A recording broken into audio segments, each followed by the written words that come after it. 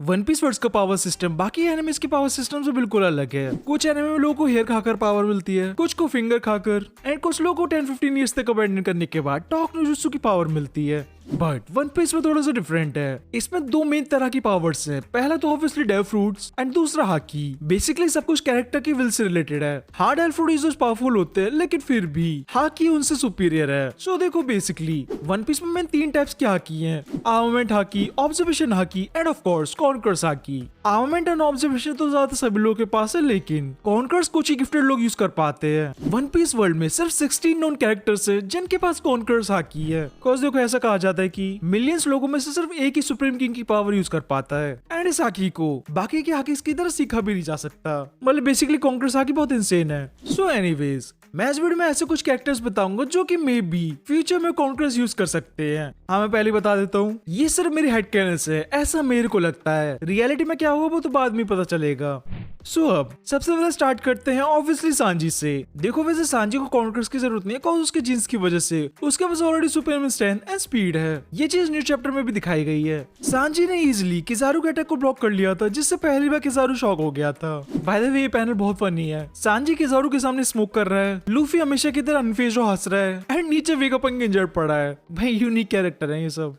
अब ये तो डिबेटेबल है कि सांजी के पास किंगली एम्बिशन है या नहीं, लेकिन सांजी के पास बाकी की इंपॉर्टेंट चीजें हैं: strong will, lineage of royalty and इसका एम्बिशन और पैशन ऑल ब्लू को फाइंड करने का।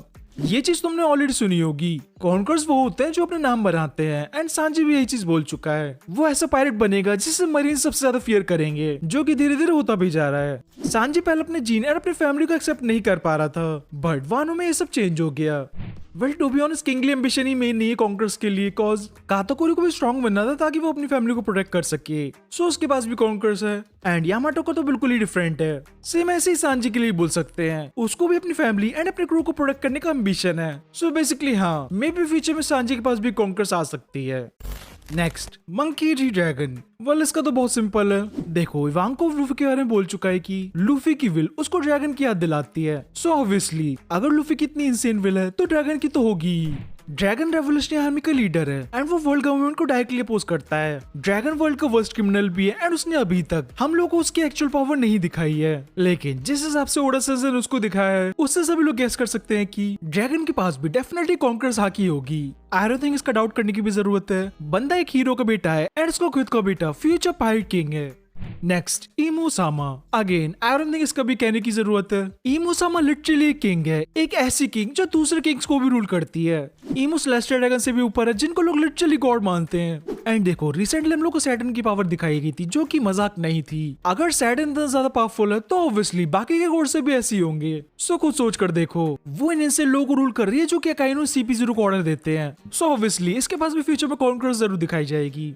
Now last, Dracule Mihawk. Mihawk already एक वर्ल्ड स्ट्रॉन्गेस्ट स्वॉर्ड्समैन बन चुका है, सो उसके पास ऑब्वियसली किंगली एम्बिशन है। मीहॉक पहले शैंक्स के साथ टोटो भी फाइट करता था, जो कि एक कंफर्म कॉन्कर्स यूजर है। ये उनमें से भी है जिनके पास एक ब्लैक ब्लेड है। इवन ओडन के पास तक ब्लैक ब्लेड नहीं था, जो कि व्हाइट ब्लेड के साथ टोटो फाइट कर पा रहा था। वेल, नॉट रियली, बट मान लेते हैं। आई थिंक मीहॉक के टाइटल से ही सभी लोग गेस कर सकते हैं कि इसके पास भी कॉन्कर्स जरूर होगी। वो वर्ल्ड के सभी स्वॉर्ड्समैन से ऊपर है, एंड जब जोरो के पास है तो आई थिंक इसके पास भी होगी।